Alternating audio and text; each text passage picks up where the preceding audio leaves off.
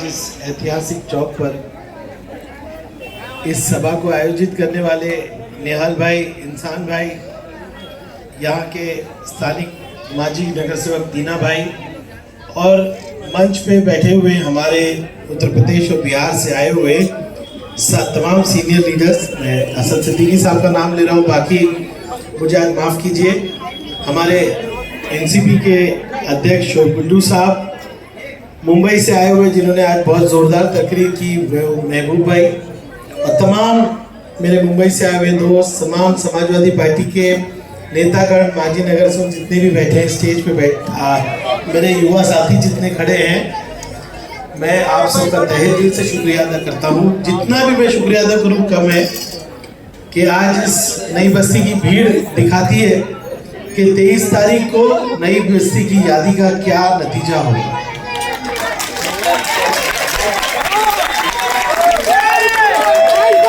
मैं नई बस्ती की गली गली घूमकर, लोगों से मिलकर, बेटा नई बस्ती की गलियों में घूमकर, मेरी माँ बहनों से मिलकर यहाँ के मसाइल सुन चुका हूँ। और सबसे अच्छी बात यह है कि पिछले 5 साल हम गली गली घूमे हैं, इसलिए आज ये नौबत नहीं है कि आपके बीच 5 साल बाद आए। हम हमेशा आपके बीच रहे, यहाँ के मसलों को सुना, आपके बीच रह के काम किया। कुछ रोड बने, कुछ रोड का काम चालू है, लेकिन एक वादा आपसे करता हूँ कि भिवंडी की नई बस्ती की जो ज़मीन है और जो आज आप कह रहे हो कि फॉरेस्ट लैंड पे है, वन की ज़मीन पे है, इसको हम आपके पास ला के ही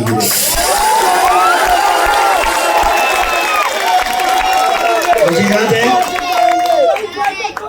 निहाल भाई, हमारी सरकार जस्ट बनी थी और हमारे माजी मुख्यमंत्री उद्धव जी ठाकरे साहब ने पहली थाने की मीटिंग ली थी। भाई प्लीज, भाई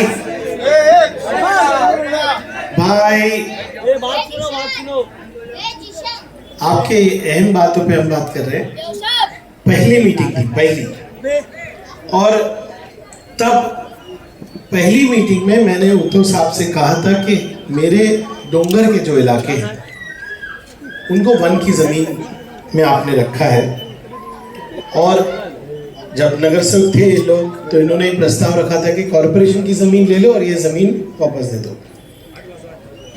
तब उद्धव जी बेचारे नए नए मिनिस्टर, चीफ मिनिस्टर थे, पहली मीटिंग थी उनकी।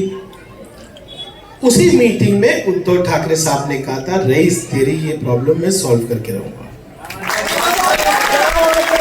मुझे याद है दिसंबर का महीना था और अजय मेहता हमारे चीफ सेक्रेटरी थे, उन्होंने मीटिंग लगाई थी।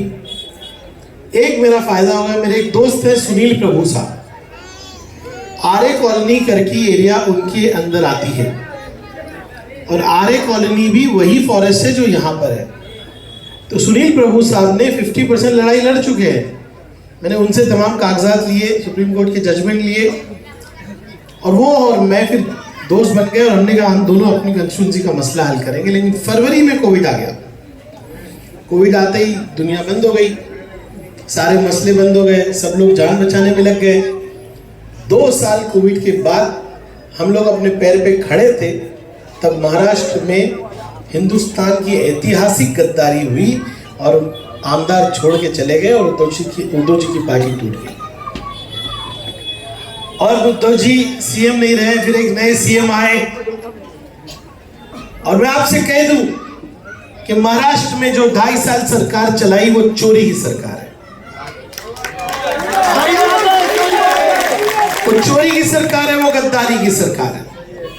हमारे नेता अखिलेश यादव जी ने एक नारा दिया है, महाराष्ट्र में उनकी बहुत बारीक नजर है, महाराष्ट्र की राजनीति पे बहुत नजर है, इसलिए भिवंडी पे भी बहुत नजर है।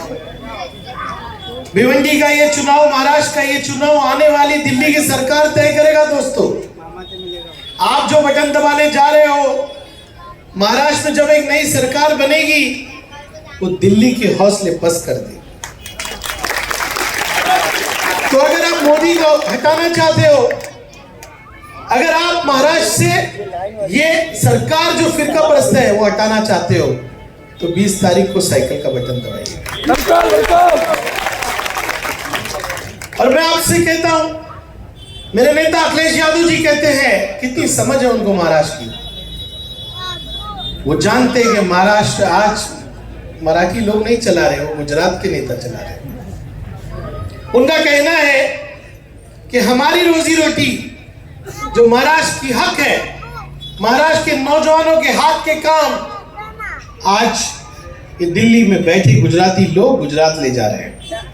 मेरा टेक्सटाइल का बिजनेस, पावर लूम का बिजनेस आज वेंटिलेटर पे चला गया। हम चिल्ला रहे हैं, क्यों चला गया? यहां की सट्टाबाजी की वजह से, सरकार की नीतियों की वजह से।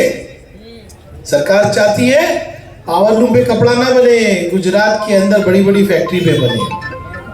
इसीलिए हमारा गला घोटा जाता है, इसीलिए गुजरात के लोग यहां पे आके राज करते हैं और कहते हैं बिजनेस हमारा है। 23 तारीख के बाद ये बिजनेस को वापस भिवंडी शहर में लाने का काम हमने करना है। हमारा झगड़ा गुजरात से नहीं है, गुजराती हमारे भाई है, लेकिन ये जो नेता लोग हैं ना, जो अदानी की चाकरी कर रहे हैं, इनको बेचना है सब कुछ अदानी को, और हमको महाराष्ट्र को बचाना है। मेरे नेता ने नारा दिया कि महाराष्ट्र के चुनाव में रही जाके ये बोलो कि ना गद्दार की न गुजरात की, न गद्दार की न गुजरात की, महाराष्ट्र में सरकार महाराष्ट्र की। आजकल फैशन हो गया है, चुनाव लड़ना है, जो पार्टी पैसा देगी चले जाओगे। अब मेरे सामने एक साहब चुनाव लड़ रहे हैं, कितनी तीसरी बार लड़े शोएब भाई? चौथी या तीसरी? तीसरी बार चुनाव लड़ रहे हैं। शोएब भाई ने पूरे कपड़े कल उतार दिए थे, आज तबीयत खराब है, नहीं तो यहाँ पर धुआंधार फायरिंग करते। तीसरी बार चुनाव लड़ रहे हैं और तीनों बार हमने उनको पिछाड़ दिया। इस बार तो ऐसा पटको कि चुनाव लड़ना भूल जाए। ये पैसे की राजनीति करना चाहते हैं, ताकत दिखा रहे हैं। आज मैंने इलेक्शन कमीशन को कंप्लेन किया है, धमकी आ रही है सबको, देख लेंगे, ये हो जाएगा, वो हो जाएगा, ऐसा कर देंगे, मुस्लिम इलाके में पोलिंग स्लो कर देंगे, पैसा बांट देंगे। अरे मेरे भाई, नई बस्ती की आके सभा देख लो, ये ना बिकेंगे, न कटेंगे, न बटेंगे।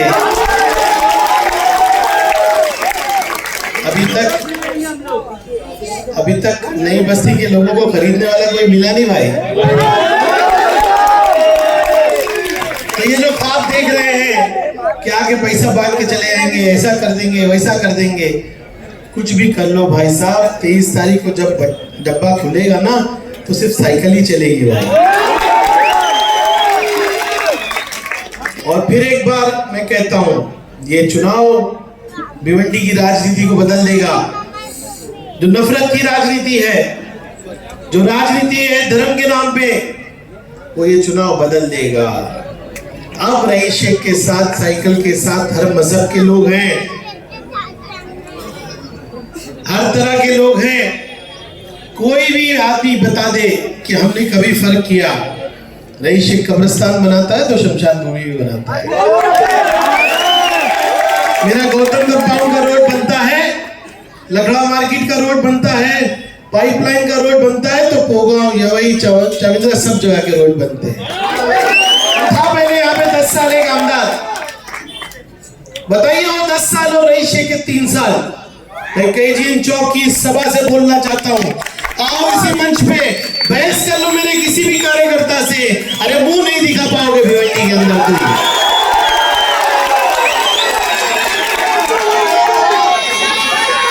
आओ इस सभा में, मैं भारतीय जनता पार्टी और शिवसेना के लोगों को बोलता हूँ, अरे रईस शेख छोड़ो, नासिर जावेद से बहस करके दिखा दो।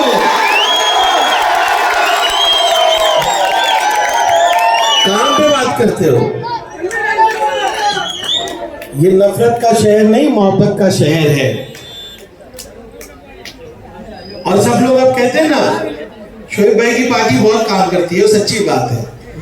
इनके कुछ नेता भाग गए है ना, 23 तारीख को मुंह दिखाने के लिए वो भी नहीं रहेंगे। शरद पवार साहब ने बारामती बनाया, आज पूरी दुनिया के लोग वहां जाके किस तरह से खेती करना चाहिए सीखते हैं।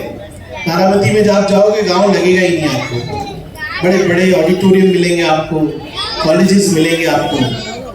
मैं आज कहना चाहता हूं और मुझे इस बात का फख्र रहेगा, मैंने बाइकला छोड़ दिया, महबूब भाई बाइकला के लोग मुझे बहुत चाहते हैं, हम वहां भी खिदमत करेंगे। आपको कभी एमएलए नहीं हो, आपको महसूस होने नहीं दिया हमने, आपको होने भी नहीं देंगे। लेकिन जिस तरह से पवार साहब का बारामती है ना, इंशाल्लाह रईस शेख का भिवंडी रहेगा। 23 तारीख के बाद जब मैं शपथ लेने जाऊंगा,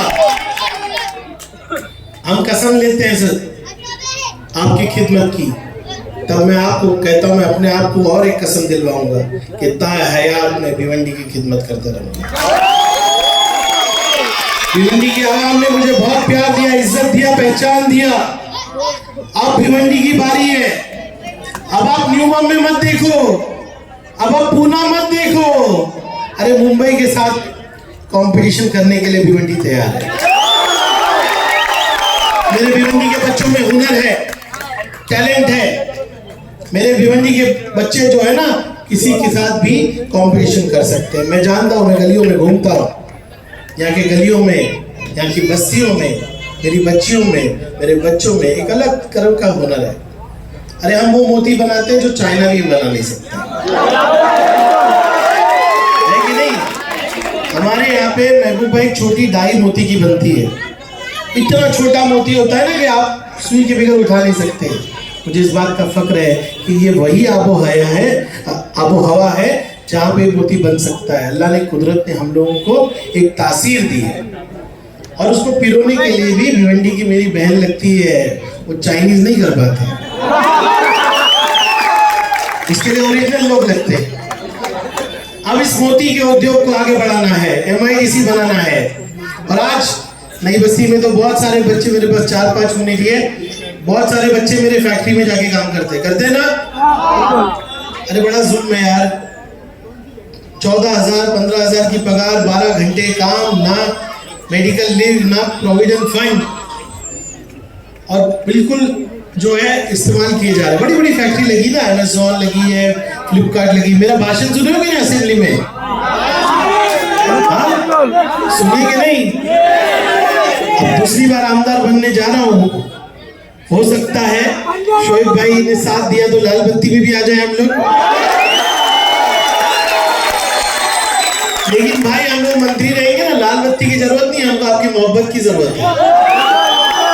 जब हमको कोई घर में मिलेगा ना मंत्रालय के पास, मैं कभी अपना घर नहीं छोड़ूंगा, वो घर में जो है ना भिवंडी वाले को दे दूंगा। तो हम एक कानून बनाना चाहते हैं कि अगर तुमको हमारे भिवंडी में और महाराष्ट्र में फैक्ट्री लगानी है ना, तो ये बीजेपी के दलालों की कंपनी में हम काम नहीं करेंगे, हम सीधा Amazon और फ्लिपकार्ट में काम करेंगे। हमको उसूलन वो तनख्वाह दो जो तुम अमेरिका में देते हो। मेरा कोई बच्चा 35,000 से कम में काम नहीं करेगा। उसको प्रोविडेंट फंड दो, उसको 8 घंटा काम कराओ। अरे जवानी में काम कर रहा है, बुढ़ापे का सहारा बनो। ये निजाम बनाएंगे, कानून बनाएंगे। तमिलनाडु में काम बना है, ये कानून बना है। राहुल गांधी जी देश में इसमें बात कर रहे हैं। अरे भाई मौका दो, इंशाल्लाह ये जो गद्दारों की सरकार को बदल के इंसाफ की सरकार लाए। बड़ी खुशी है मुझे, आज तीसरी सभा है हमारी, और मुझे लगता है नई बस्ती एक इतिहास बनाने जा रहा है। भैया मैं नंबर भूल गया हूँ, मेरा कितना, मैं थक गया हूँ।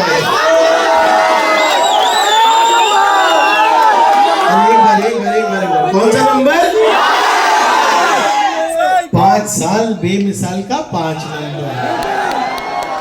मैं 20 तारीख को शोएब भाई हम लोग घूमेंगे पूरे भिवंडी के अंदर, सारे EVM चेक करेंगे, और अगर EVM की मशीन काली हो गई तो 23 तारीख को मैं सो जाऊंगा, जाके 23 की काउंटिंग में जाऊंगा। अरे इत्तेफाक से ना, नेताजी मैं कभी काउंटिंग में गया ही नहीं, खाली बाले मामा की काउंटिंग में चला गया। मैं काउंटिंग में गया ही नहीं। पिछली बार भी क्या हो गया, मैं बैठा था, एक डिसूजा नाम की हमारी सीनियर थी यहाँ पे, बड़ी सख्त